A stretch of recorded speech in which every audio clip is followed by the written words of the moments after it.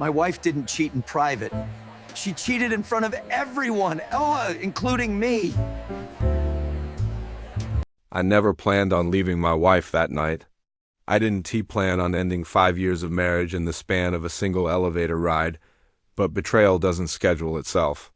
It hits you like a blade between the ribs, silent, cold, and unmistakable. My name is John Harrington. And the night my wife acted like I didn't exist at her boss's party was the night I discovered the truth she'd been hiding behind perfect eyeliner and late-night work emergencies. I knew the moment I stepped onto that rooftop that I didn't belong. Everything screamed wealth, hand-rolled cigars, top-shelf whiskey, dresses that cost more than my rent. And there was her boss, Travis Whitfield, 6'3", custom suit, predatory smile. A man with a reputation soaked in rumors about younger employees. My wife, Brianna, stood right beside him, laughing in a way I hadn't heard since our honeymoon. She didn't look at me. Not once. For 45 minutes, I sat alone at our table, nursing drink after drink, watching her transform into someone I didn't recognize.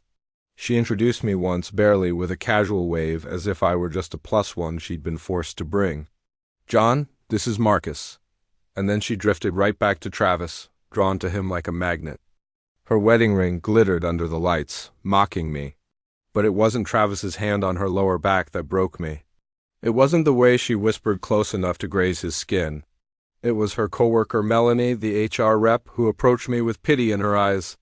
"Brianna mentioned you wouldn't be coming tonight," she said. I froze. "We got ready together," I whispered. "She asked me to come." Melanie's sympathetic smile said everything. I was the outsider in my own marriage. Across the rooftop, Brianna finally glanced my way. Our eyes met. She looked away immediately. Something inside me snapped.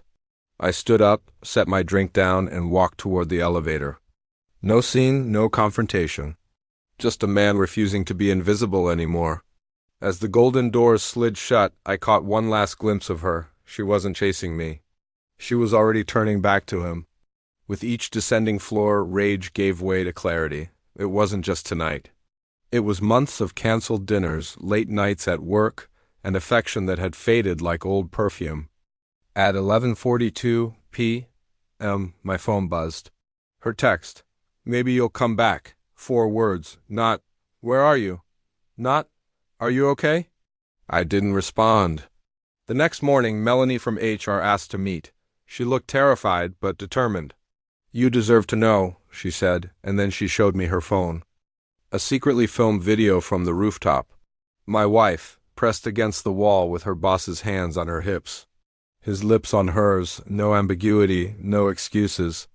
Back home, I checked our laptop. She'd forgotten to log out, and there it was. Not a business trip to Chicago.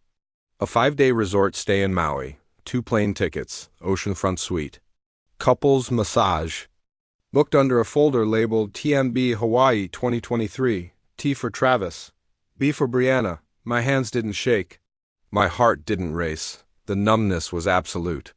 But numbness is just clarity in disguise, so I bought a ticket to Maui, not to confront her. To end the marriage on my terms. Watching your spouse cheat on you in paradise is a special kind of pain. They kissed in the pool, held hands on the beach. I recorded it all.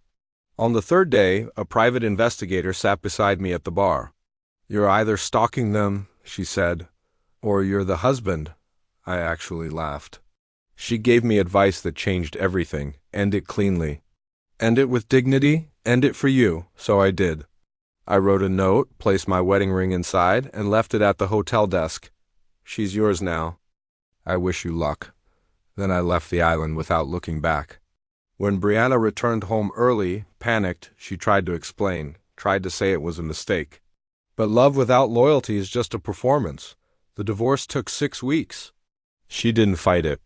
By the time the judge stamped the final decree, I felt lighter, like a boulder had been lifted off my chest. 2 months later, I met Amanda, and a nurse who treated me after a car accident. She had kind eyes and a quiet strength. With her, the world didn't feel so sharp anymore. It felt hopeful.